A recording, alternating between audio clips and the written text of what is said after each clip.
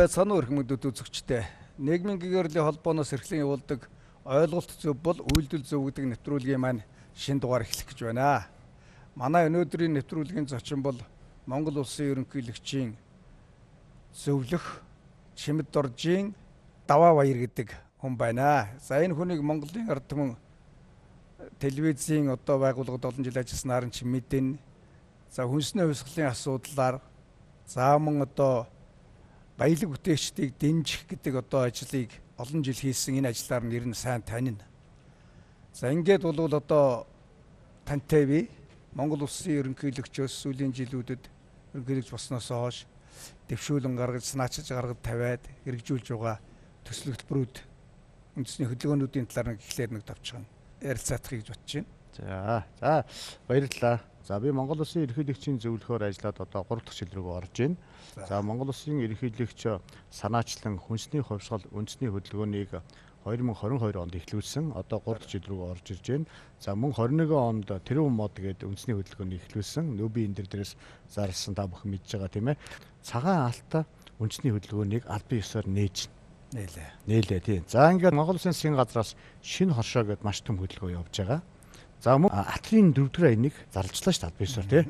Тэгээ эрүүл Монгол хүн бас явж байгаа. Тийм. Гэх мэтлэнгээр маш том үндэсний хөдөлгөөнүүд эхлээ явж байна. За энэ үндэсний хөдөлгөөнүүд нийт дүнгээрээ бараг 10-аад их 80 төгрөгийн санхүүжилттэй. Тусбар өөр л дөө. Санхүүжилт нь тийм. Нийлбэр дүнгээрээ тийм том мөнгөнд явж байгаа юм. Бид сая ковидын үед бол хил гайл хаагаад бид өөрсдөө юу үйлдвэрлэж чаддیں۔ Юугаа хүнсээ хийж чаддیں۔ Хувцас хийж чаддیں۔ Яадаг гэдэг бид харлаа шүү дээ. Дахиад нэг сар үргэлжлсэн бол бид нар картын бараанд оронгоо алдсан шүү дээ. Маш хүнд нөхцөл байдлыг ус төрч шарсан ард түмэнч харлаа. За ёстой үйлдвэрсэн ус болохгүй юм байна гэдгийг бүх нийтрээ мэдрээд одоо энэ том хөдөлгөөнүүд эхэлж байгаа байхгүй юу? Энэ том үйлдвэрчийн төлөөл явж байгаа. Энэ үйлдвэрчийн төлөөл явж байгаа энэ маш том ажил. Тэгэд урдах ерөнхийлөгч нараас энэ удаагийн ерөнхийлөгч бол их олон юмар өөр. Одоо сая 2-3 жилийн дотор 100 гаруй үндэсний үйлдвэрээр ороод ажиллажлаа шүү дээ. 100 гаруй үндэсний үйлдвэрээр. Тэгээ хүнсний бол 80 гаруй үйлдвэр. За ингээд хөнгөн 20 гаруй үйлдвэр. Хөнгөн 20 гаруй үйлдвэрээр ажиллаад очиж бүр танилцаад ямар асуудал байна, ямар асуудал тулгамдж байна. Одоо та хэдэг яаж дэмжих вэ? Үнэхээр Монгол улсыг нуруунд дээр үүрчваа энэ хүн цагууд нүүрч хүмүүсэлд баялаг бүтээгчд, үндэсний үйлдвэрлэгчд та нарын төлөө юу хийх вэ гэдээ Монгол улсын ерөнхийлөгч тухайн байгууллагад очиж ажиллаж шít. Ажилтан албан хаагчтай нь уулзч. Тэгээд дараад нь хөдөлгөөнд тэр хүмүүсийн бодлогыг шийдвэр болгож тусгаж шийдвэр гаргаж штэ тий. Энэ тэгэхээр өөрөө айгүй амьд харилцаатай амьд ажил болоод байгаа. Тийм учраас хүнсний хувьсгал үндэсний хөдөлгөөн сая 2 сарын хугацаанд маш эрчимтэй сайн явсан учраас араасаа цагаан алт гэдэг арь шир ноос ноолорыг хаягдаад байгаа ноосыг үнд оруулах маш үнэтэй зүйл болохын тулд энэ цагаан алт хөдөлгөөнийг эхэлж байна. Тийм. Ингээд дагаад ирж байгаа байхгүй тий. За мөн сая 24 онд бол шинэ хоршоо гэдэг мал аж ахуйн салбарыг дэмжих тийм том хөдөлгөөн бүр хоршоологчдыг дэмжих. Та нар сайхан хоршоод нийлээд ороод ирээ. Тэгвэл засгаас ийм бага хөдөө мөнгөг энэ газраар дэмжиж. Ингээд олон сайхан хөдөлгөөнүүд зэрэг өрнөж байна. Бид бол ковидын үед 10 их найдыг эдийн засгийн аврын 10 их найдын хөтөлбөрийг хэрэгжүүлжсэн шүү дээ. Эдийн засгийн аврыг гэж тий. Одоо бол үндэсний үйлдвэрлэлээ хөгжүүлэе гэж 10 их найд төгрөгийн санхүүжилтийг гаргаж байгаа байхгүй юу? Сая энэ 5-6 хөдөлгөөнөөр бүгд нийлээд. Тэгэхээр Монгол улс бол үйлдвэрлэх шатруугаа нэгэнт орлоо. За ингээд Монгол улс дотоодынхаа бүтээгдэхүүнийг хангахын төлөө манай баялаг бүтээгчид үндэсний үйлдвэрлэгч эд ажиллаж байна. Зээлээ аваад эд ажиллаж байна. За мөн ерөнхийлөгч ингээд гадаадын улс орнуудаар ажлыг явахдаа баялаг бүтээгч үндэсний үйлдвэрлэгчдээ бас дагуулж явдаг. Тухайн улс оронтой бизнесийн харилцааг үүсгээд хилцээрийн шатыг ахиулаад тийм ээ албан уулзалтанд оруулаад ингээд бизнесийн харилцаа үүсээд их чинь тухайн улс оронтой юм үзүүлж тайлаа тийм ээ. Дээр нь улс төрийн харилцаа сайжирч байгаа тийм ээ. Тэгэхээр эдийн засаг улс төрийн харилцааг бүрэн утгаар нь сайжруулж байгаа харилцан ажил хийж байгаа. Монгол улсын ерөнхийлөгч очлоо. Тухайн улсын ерөнхийлөгч Монголд ирлээ. Жишээлбэл Франц Монголд ирсэн. Манай ерөнхийлөгч тухайн жилдээ очсон тийм ээ. Гэх мэт ажлууд дандаа ингэж харилцан ажил хийж байгаа. Хоёр талдаа 50% ашигтай. Улс төрийн хувьд ч ашигтай, бизнесийн хувьд ч ашигтай. Одоо хүнээс бол бид нар тийм өгөөчгөд тусламж гоохгүй. Тийм. Хамтран л ажиллана. Тийм, ерөөсөө тусламж гуйж өмнө явдаг байсан юм байна. Тийм цаг байсан. Одоо бол болио. Тийм. Харилцан хамтран ашигтай ажиллая. Тий. Гэд ингэ явж байгаа байхгүй. Тийм учраас одоо манай энэ үндэсний үйлдвэрлэгч баялаг бүтээгчид зөвхөн зээл олгоод орхих биш. Бүр ингээд аваад явж штэ. Дээрээс нь Монгол Улсын ерөнхийлөгч бол тухайн үйлдвэр дээр очсон одоо зөвхөн мэдээ гараад дуусчихдаг гэсэн. Одоо тэр бүрэн хэмжээний нэвтрүүлэг гараад бүтэн жилжингээ өргөн нэвтрүүлгийн арилжааны орон нутгийн телевизүүд ингээд байн гарч ирсэн. Өдөр шөнөгүй гарч ийн тэ. Энэ үйлдвэрлэгч нар яаж их ажиллаж байна? Ямар их цаг нар зарлаж байна? Хүнд хэцүү замыг туулж байна тэ. Тэгээд энэ бүгдийг чинь одоо манай ард түмэн үзээд үндэсний үйлдвэрлэгчдээ дэмжиж шít. Үндэсний үйлдвэрийн бараа бүтээгдэхүүнийг худалдаж авч байна. Сэтгэлгээ өөр болж байна тэ. Тэгэхээр энэ өөрөө ерөнхийлөгчийн манлайлал дор нийт ард түмэн тэр аяараа үндэсний үйлдвэрлэлд дэмжиж байл бид том хүчээр энэ одоо хувьсгалыг хийн шít. Үйлдвэржилтийн хувьсгал, хүнсний хувьсгал тэ. Энэ олон хувьсгалуудыг бид хийх хэрэгтэй байна. Таны яриад байдаг нөгөө хөдөлмөр хүнийг бий болгоно. Хөдөлмөрлөх ёстой гэдэг байгаа чинь тэр дэд бүтцийн бэлэн болгоод бах үүтээ зээл нь байлгаад гадаад зах зээл рүү гарч юмаа зардаг болгоо тийм ээ. Ингэж бүх чаданд нь одоо төвшөнд нь бүгдийн бэлтгэл ажлыг хангаж ээж энэ өөрөө үйлдвэрчин сэргэн шүү дээ. Олон одоо тавьчихад байгаа мөнгө санкцны ухаанд одоо үйлдвэрлэлийн тоног төхөөрөмж оруулж ирэхэд дэмжлэгтэй байж байгаа бах. Тийм.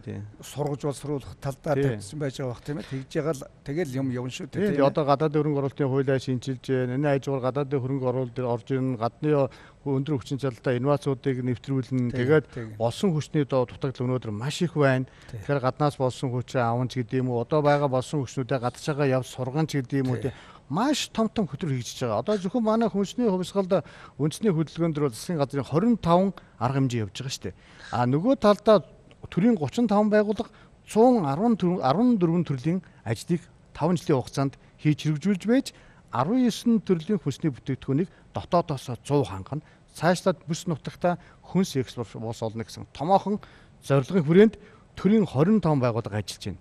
За дээр нь одоо дөнгөж одоо 22-23 оны дэлхийн хүнсний өдрөөр хүнсний хувьсгал төрийн бас байгууллага байгуулагдсан. 25 төрийн бас байгууллага холбоодын нэгдэл нийлээд нэг том хүнсний хувьсгал мэргэжлийн холбоог байгуулж байгаа. За ингээд мэргэжлийн холбоо ажиллаж байна. За нөгөө талд нь эрдэмтдийн зөвлөл ажиллаж байна. За эрдэмтдийн зөвлөл маань одоо 28 эрдэмтдээс бүрдсэн эрдэмтдийн зөвлөл ажиллаж байна. Яагаад гэвэл хүнсний хувьсгалыг хийхэд шинжлэх ухаанчлал хийнэ. Яг гэсэн Монгол улсын энэ Монгол ерөнхийлөгчийн зарласан хүнсний хувьсгалыг хийхэд шинжлэх ухаанчлал хийх ёстой учраас энд эрдэмтэд зөвлөж байна. За тэрний дагуу одоо засгийн газар шийдвэр гарч байна. Тэрний дагуу ажлын хэсэг ажиллаж байна. Тэ? Энд чинь энэ эрдэмтдээсээ бид нар зөвлөгөө зөвлөмж авч төрийн шийдвэр оруулаад байна шүү дээ, тийм ээ? Юунд л энэ одоо сайхан эрдэмтэд байна, тийм ээ? Эднийг ашиглаж байна. Энэ хүнсний ашиглалтын эрдэмтэд. Нөгөө талдаа энд хүнсний хувьсгалчид нөгөө хүнс үйлдвэрлэгчид нар маань газар тариалан, мал аж ахуйн хүнс үйлдвэрлэгчид маань нийлээд өнөөдөр хүнсний хувьсгал хийхэд ажиллаж байгаа шүү дээ. Баг хүүтэй зээлээ аваа тий. Тэгэхээр эдгээр маань тусдаа ингээд үйлдвэрлэх биш. Бүгд нэгдсэн бодлогоор тэнд нэг давсны холбоо, тэнд нэг махны холбоо, тэнд нэг гурлын холбоо өөр юм яриад авах биш. Бүгд сууж агаад асуудлуудаа яриад эн чинь нэг л салбарын асуудал байгаа шүү дээ. Асуудлаа яриад тэрийг төр засал уламжлаад төр засаг тэргийн шийдээд ингээл явж болж ил байна. Хүч тарамдахгүй тий. Тэгэхээр ингээд нэг энэ талд хүнсний ус мэргэжлийн холбоо ажиллаж байна. Энэ талд эрдэмтдийн зөвлөл ажиллаж байна. За яг цөм дээр нь бол ерөнхийлөгчийн тамгийн газар түүний одоо тойрсон одоо 35 төрлийн байгууллага бүгд үүрэг хүлээсэн 114 төрлийн ажлыг үүрэг хүлээсэн бүгд ажиллаа хийгээд хагас жил тутам зөвлөлт хуудастай хийгээд энэ ажил нь явж байна, энэ ажил нь зогсчод байна. За энэ зогсчод байгаа ажил нь юунаас бодоод зогсчих вэ? Юунаас болж вэ? Яах ч юм. Яг тэрэн дээр нь фокуслоод тэр ажлыг нь цааш нь явуулах тэр төлхөө ажиллаж байгаа.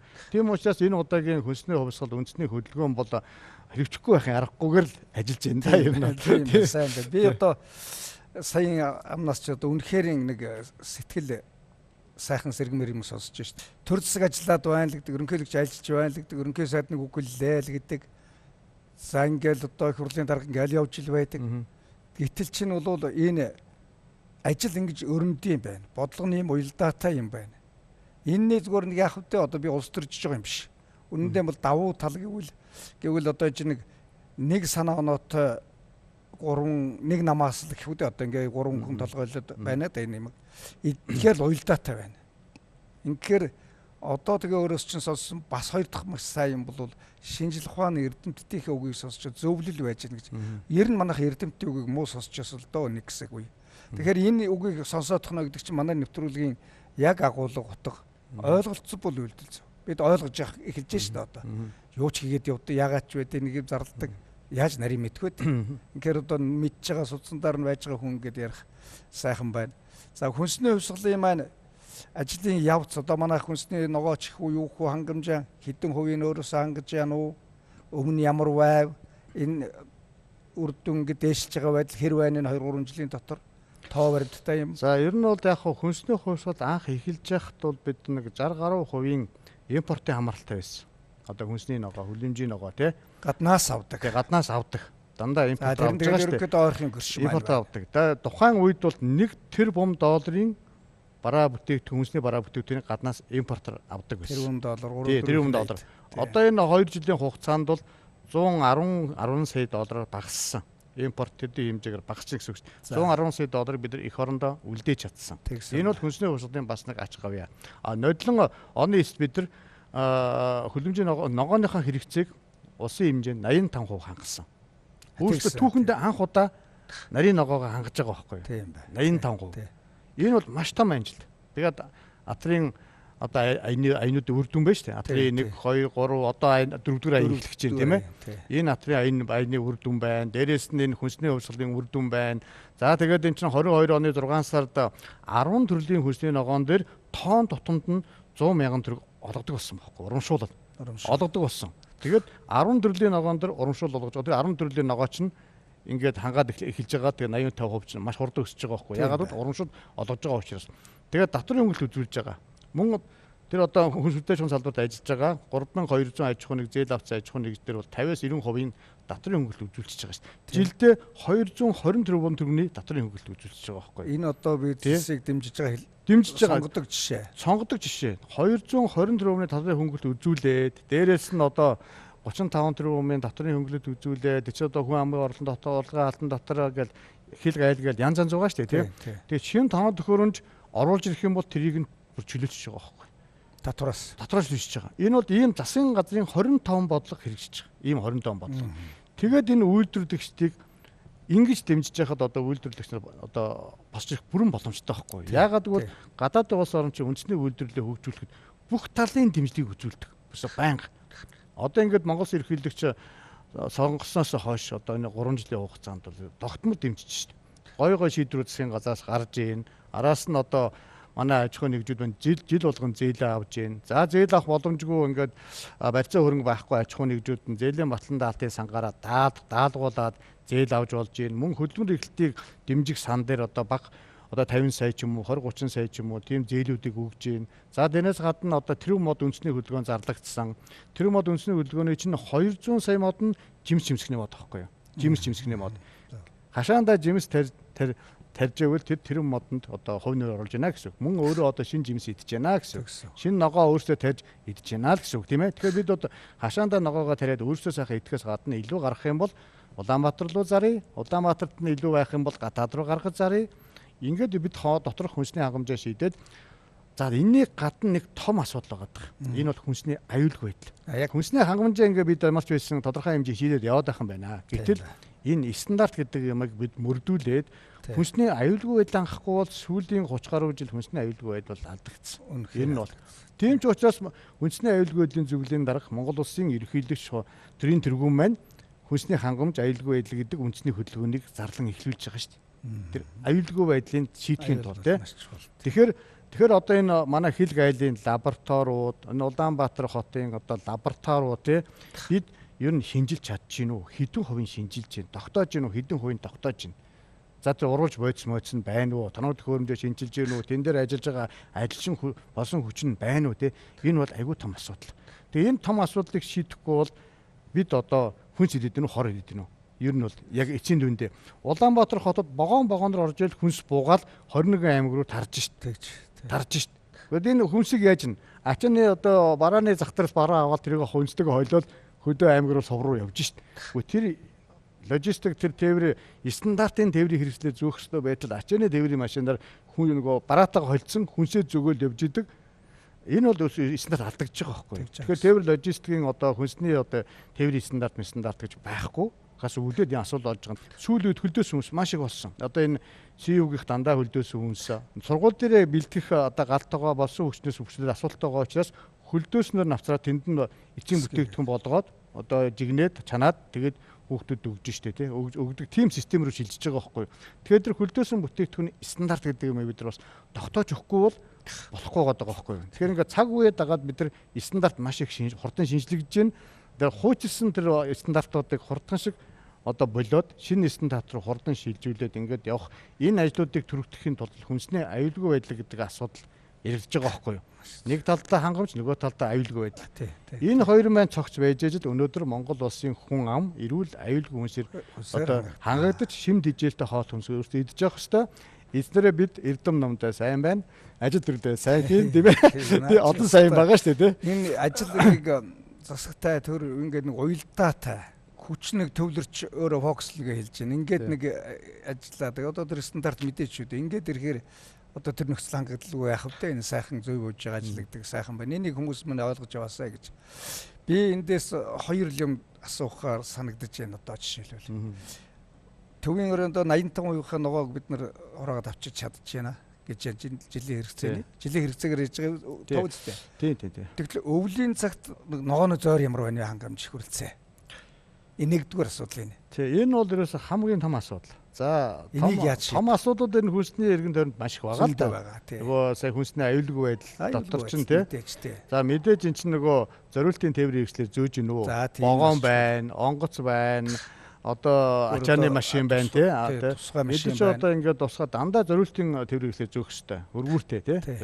За нөгөө талдаа таны асуулт хөндөд байгаа агуулах. За бид нар ингээд дулааны үйлрэл хуваагаад авчихсан. Өвлийн үйлрэл яад вэ? Одоо ингээд дараагийн юу бүтээгдэхүүн гартал тэр хооронд одоо ингээд хадгалж явах хэрэгтэй шүү дээ тий. Хадгал тэндээсээ бүтээгдэхүүн гаргаж явах хэрэгтэй. Тэгэхээр өнөөдөр агуулах сав бол маш хангалтгүй. Түүлийн хангалтгүй. Тийм ч учраас өнөөдрийн одоо зээл олгож байгаа одоо шил энэ жилийнх нь нодлон жилийн ингээд тодорхой хувь нь шинээр агуулах барихад зориулж зээл олгож байгаа. Аж ахуй нэгжүүдэд. Тийм тэгээд одоо энэ бид нар бас Францад ажиллаж байхад төрийн ажлаар ерөнхийдөө Франц ажиллаж байхад Францын одоо бас ингээд нөгөө Франц улсыг хүнсээр хангадаг тэр улсын одоо хоёр талд хоёр том зах байд юм байна л да. Тэнд бүх лабораториудын шинжилгээнд ороод тэндээсээ л зөвхөн 50 км-ийн зайтай тэндээсээ зөвхөн одоо төрөнд орж хүнсийг тэр цахаас хангадаг. Өөр газраас хангахгүй.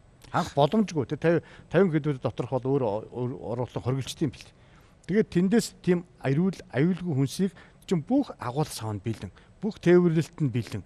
Тийм том дид үтсийг бий болгож ээж тухайн улсынхаа одоо нийслэлийн хүн амыг хангаж шít аюулгүй хүнсээр тий.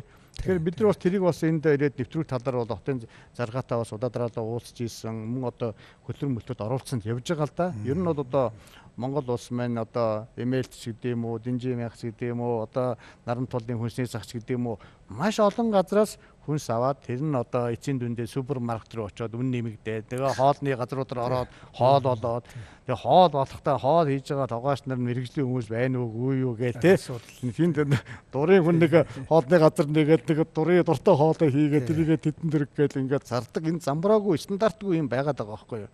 Тэгэхээр энэ болгоны чинь ингээд яриад байвал энэ сэдв үрээ айгу том өргөн хүрээний болоод явчихад байгаа. Тийм учраас бид эхний ээлжинд бол одоо 19 төрлийн хүнсний бүтээгдэхүүний дотоодсоо 100 хангая. 19 хангачих юм бол 19 дотроо 56 ол задарч байгаа юм. Тэгэхээр бид бол одоо нэг ойрын ухсан 56 ол хийдэг. Төвлгээд байхаар ногоноос мах. Өөдөө мах ногоо гурил будаа тэгээд давс моос ингээд лов майцаа монд бүгд олж байгаа шүү дээ. Олон улсын жишгийг бас судалж үзлээ. За Японч гэдэг юм уу, одоо Солонгос гэдэг юм уу, бүр доор хаяж 30 жил энэ хөдөлгөөний хийсэн байна. 5 жилээр 30 жил явж ээж хүнснийхээ асуудлыг шийдсэн. Хангамжаа шийдсэн. Бас аюулгүй байдлаа шийдчихнэ. Манайх тэрийг арай хурдан шийдэх аргыг бодсон. Тэр чи одоо манайх 5 жилийн дотор бүгдийг шийдэхгүй байхгүй юу? Суурийн зүг тавиад өгч. Суур тавьсан байх. Тэгээ суур тогтолцоог зүг болгоод өгчих байхгүй юу? За энэ тогтолцоо зүг болчих юм бол дараа нь айл нам ямар дарга солигдсон ч энэ тогтолцоогоор яваад хахад бид нар нэг 25-аас 30 жилийн дараа бол хүнсний хангамжаа 100% шийдсэн. Хүнсний аюулгүй байдлаа 100% шийдсэн ард түмэн Монгол улс байж байгаа байхгүй юу. Тэгээ бид нар дэлхийн хүн амын хүнсний хэрэгцээнд бид нар эко бүтээгдэхүүнээр хангадаг Энд ийм одоо улс болохын төлөө л Монгол Улсын ерөнхийлөгчийн санаачлага ингээд явж байгаа шүү дээ, тийм ээ. Сайхан ажилдаа ерөөсөө. Тэгэхэд бол манай улсын хурлын гуснуудад тогтоолын одоо К заалтан дээр соён гэрүүлэх ажил гэдэг байгаа шүү дээ, бас тийм. Энэ одоо том хөдөлгөөнийг одоо ингээд том хөдөлгөөн топ төсөвтэй арга хэмжээнүүд бол ингээд нэхвчлэн ингээд тийм нэг нууц байдалтай явах нь одоо олон нийтэд мэдээлэлээ дутуу өгснөөс болоод хүмүүс хардас ирдэ. Юу гэдэг нь мэддэггүй тэгээд. Тэгээ ардчсан ууч учраас эн чинь аргачихгүй тийм ээ. Одоо мэдээлэл ил тод болгоо гэх тийм. За одоо манай ерөнхийлөгчийн саач өсөн өчлөө өгөөнд бол бүх юмыг ил тод ард түмэнд шууд мэдээж байгаа шүү дээ. Нуух юм байхгүй. Тийм. Нөхрөөс анх хөтөлбөр зарлагдал тэгээд тэрнээс хойш бүх юмыг нээлттэйгээр явуулж байгаа. Тийм ч учраас өнөөдөр энэ удаа хүнсний өвсгөлөөс 3200 том жижиг аж ахуйн нэгж зээл авсан одоо ажиллаад явж байгаа байхгүй. Хөдөө гэхээр хамрагдаж байна. За хөдөө орон нутагт хөдөө орон нутаг бол боломжийн. Тэгвэл мэдээж нөгөө хөрш шорооноос болоод одоо тухайн үед хөдөө аж ахуйн одоо яг одоо илүү хөгжиж байгаа нь одоо төвийн бүсүүд байна шүү дээ. Тийм байна. Дархан эрдэнэ сэлэн уламжилттай болцсон тийм ээ. Тэнчэнээс бол зээл бол илүү төлхөө тийшээ гарч байна. За Улаанбаатарыг тойрсон одоо аж ахуйн хөгжүүд бол одоо ойлгомжтой тийм ээ. Хүнсний хангамжаа ихж байгаа сүү байна, мах байна тийм. Эдгээр бол одоо ингээд Улаанбаатарын ойролцоо 100 км-ийн радиус дотор угаасаа барилдаг юм байна л дээ. Тэгээд ингээд идэг. За бас ингээд бид нар бол энэ яриад байх юм бол Улаанбаатарын энэ тэнд ингээд үйлдвэрүүд барайл тэр нь одоо хүн амын одоо жирийн тогны хэрэгцээтэй бодаастад байхаасаа илүү үйлдвэр технологийн паркуудыг хотоосоо гаргаж бариад тэнд нь улсаас татврын 10% 10 жил татврын тэгэлдэг. Дээрээс нь ус захаан ус дулаан цахилгаан бохирын асуудлыг 100% шийддэг. За та нэг 10 жилийн дотор энд үйлдвэр эхлээд хөл гар дээр босоотхоо. За бага үедээ зээл өгдөг. Ажилтнынх нь 10 хүний цалин дутмын нэгийг нь хөнгөлчдөг, бүр чөлөөлчдөг тий. За 10 жил та нар ингэж харж үзье. Та нар энэ үйлдвэр технологийн парк дээр ингэж юмаа хий. За тэгээд энэ чөлөө төсрөг ингэж гарга. Тий. Бүр ингэж энийг хийж ингэж зохицоор нь дэмжиж тухайн улс орн үйлдвэрсэн улс болоод хоёр улс хоорондоо бизнес хийхэд боломжтой болж байгаа байхгүй. Харилцан зарах юмтай. Тэ ижил төвшин зарах юмтай. Наад зарах юм бай, та зарах юм бай тийм ээ. Манай үйлдвэр хөгжөөгөө улсад юмаа зарах юм байхаар ингээд байхгүй. Нөгөө улсад амар хөгжсөн зарах юм зөндөө байгаад идэг. Тэгэхээр эдийн засгийн хилцээр үд чинь яг гол юм чинь тэрэн дээр л байгаа шүү дээ. Би бол боддог юм л да. Манайх чинь бол ямар нэгэн цөмийн хаягдлам илдвэ юм болсон нуус юм байхгүй, эрүүл хөрстэй юм болохоор манай хөрс шорон дээр ургасан ногоог бол манайд илүү байж чаддсан бол хүн гар татахгүй л авна л гэж хинч байлаа авна л гэж боддгийг. Мах маань бас тийм ба шүү дээ. Энэ чинь манай давуу тал байна. За би нэг юм их бодох юм аа. Ерөнхийлөгчийн зөвлөгөөр олон жил болж байгаа хүн бас төрийн бодлогод их ойрхон байна. Энэ манай төрийн ажил төвдөл их өрнөдөг. Улаанбаатараас л төр эндээс л бүх юмыг хангана шийднэ гэдэг байдалтай их явдаг шиг санагддаг. Тийм учраас аймагт суманд бол тийм гар харьсан, бэлэм харсан, бэлэг сэтгэлгээ бол тэнд хэвээрээ л байгаа даа. Ийм юм байх юм. Тэгээд одоо жишээлбэл би яочлоод ярьж байгаа юм л. Эрүүл мэндийн сайд ирж яндаг хөлж өгөхгүй байна гэж хэлэх жишээтэй болж байна л гэж жишээлбэл.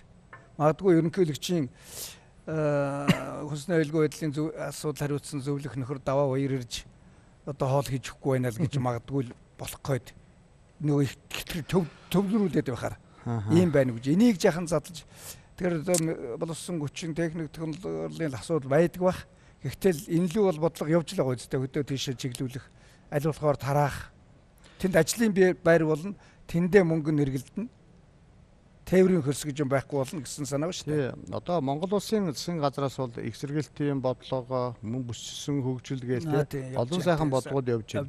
Одоо хотоос өдөөрөө гарах юм бол дэмжлэг үзүүлэн зээл олгоно тийм ээ. Тэгээд одоо нэрлэн чинь энэ соёлын төвөргөнд маш том арга хэмжээ зохион байгуулж ирсэн. Бүх аймгийн засаг дарга ирээд манай аймагт очиж бизнес хийх юм бол ажил хийх юм бол ийм боломжийг олгоно гэдэг. Ингээд энэ хүрээндээ бол одоо яг хуу нэлээд ажлууд явж байгаа.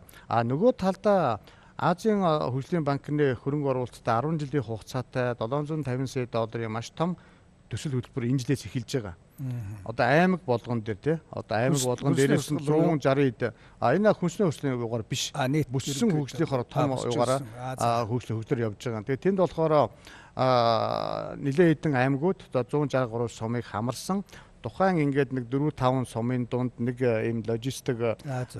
парк байгуулад Тий. тэр парк дээр энэ 5 аймгийг цуглуулад тэндээс нь нааш нь татаж аймгаа хангаад Улаанбаатар нийслэлд хангадаг ч гэдэм үү тийм бид дид үтсийг байгуулж байгаа байхгүй юу. Одоо тэр зам, харгуу, тэр байшин, барилга үйлдвэр явуулах зориултын тэр бүх юм хийж байгаа. Тэгээ энэ хөтөлбөрийнх нь бараг 60-70% нь хүнс хөдөө аж ахуйн салбарт хийгдэж байгаа. Хүнсний хувьсгалтай бас салшгүй уйлдчихл байгаа л та. Тийм одоо юмыг бас хийж байна. Тэгэхээр мэдээж одоо айлч аймаг суманд очисон тоотой хитгэн бүтээгдэхүүнүүдийг л өөрсдөө үйлдвэрлэж штэ. Яг үнийг хэлэхэд яг одоо суман дээр л үйлдвэр гэдэг юм бараг байхгүй. За нэг нарийн баавны үйлдвэр байна. Тэгээ ихэнх юм нэг Улаанбаатараас авчиж татаж авчиж зардаг.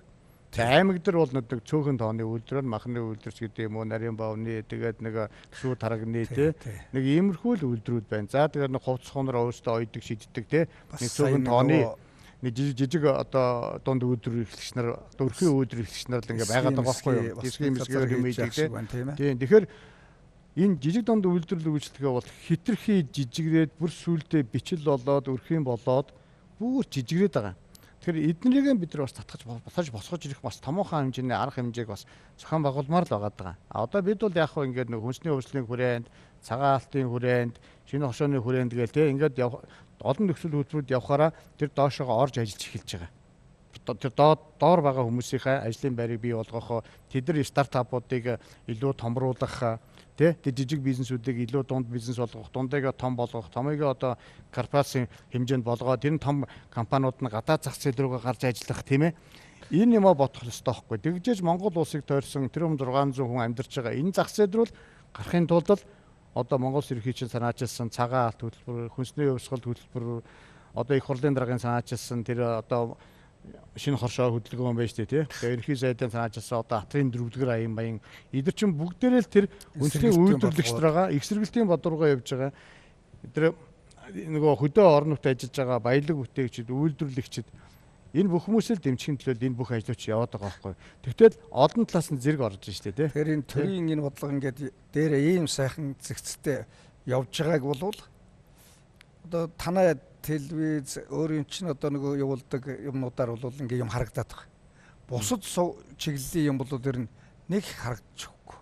Нэг л одоо юу хийж байгааг мэддэхгүй л маягтай багш. Жишээлбэл хүмүүс нэг юмыг буруу ойлгодог гэж би боддог. Ерөнхийлөгч тэрүүн модыг 10 жил тарьчихна гэж хэлээгүй. Тэр бумаар тоологдох мод гэсэн. Тий. Одоо 700 сая 800 сая мод гэдэг бол тэр бум руу явж байгаа тоологдох мод.